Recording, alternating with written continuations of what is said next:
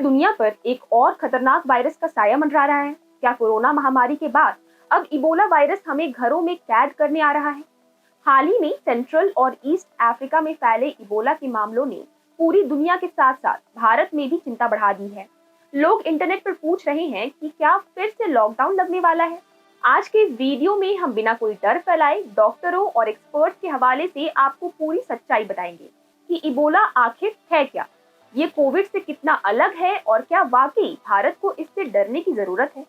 सबसे पहले तो ये समझ लीजिए कि इबोला और कोविड-19 दोनों बिल्कुल अलग बीमारियां हैं। ग्लेनईगल्स अस्पताल मुंबई के senior consultant doctor Harish Chafle के मुताबिक इबोला ऑर्थोबोला वायरस जीन से आता है और इसकी 6 प्रजातियां हैं, जिनमें से 3 सबसे ज्यादा खतरनाक है।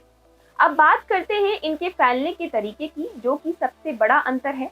जहां कोविड-19 हवा के जरिए यानी खांसने या छींकने की बूंदों से बहुत तेजी से फैलता है, वहीं इबोला हवा से नहीं फैलता।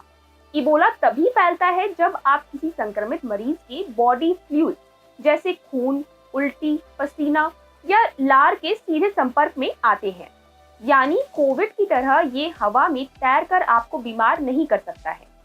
जैन मल्टी स्पेशलिस्ट हॉस्पिटल के international medicine expert doctor Vikrant Shah बताते हैं कि कोविड की तुलना में इबोला का डेथ रेट यानी मृत्यु दर बहुत ज्यादा है, लेकिन ये कम संक्रामक है। चलिए दोनों के लक्षणों को समझते हैं। कोविड-19 के लक्षण: बुखार, खांसी, गले में खराश, सांस फूलना और स्वाद या गंध का चले जाना। इसके गंभीर मामलों में निमोनिया या फेफड़ों को नुकसान पहुंचता है। इबोला के लक्षण: तेज बुखार, कमजोरी, मांसपेशियों में दर्द, उल्टी, दस्त और गंभीर मामलों में शरीर के अंदर या बाहर से ब्लीडिंग, खून बहना और ऑर्गन फेलियर होना।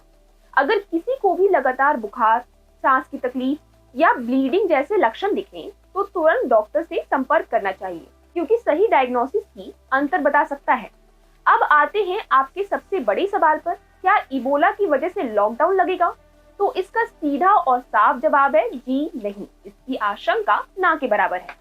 एक्सपर्ट्स के अनुसार क्योंकि इबोला हवा से नहीं फैलता और ये केवल क्लोज फिजिकल कनेक्शन से फैलता है, इसलिए ये कोविड की तरह रातों रात लाखों लोगों को अपनी चपेट में नहीं ले सकता। इसके आउटब्रेक को केवल आइसोलेशन और सख्त इन्फेक्शन कंट्रोल से रोका जा सकता है, इसलिए लॉकडाउन जैसी स्थिति की कोई जरूरत नहीं है। भारत सरकार और World Health Organization WHO airports और सीमाओं पर कड़ी निगरानी रख रही है ताकि देश पूरी तरह सुरक्षित रहे। ऐसी अपडेट्स के लिए जुड़े रहे हमारे साथ। मैं आकांक्षा, आप देख रहे हैं प्रभात खबर। प्रभातखबर.com, विश्वास वही, रफ्तार नहीं।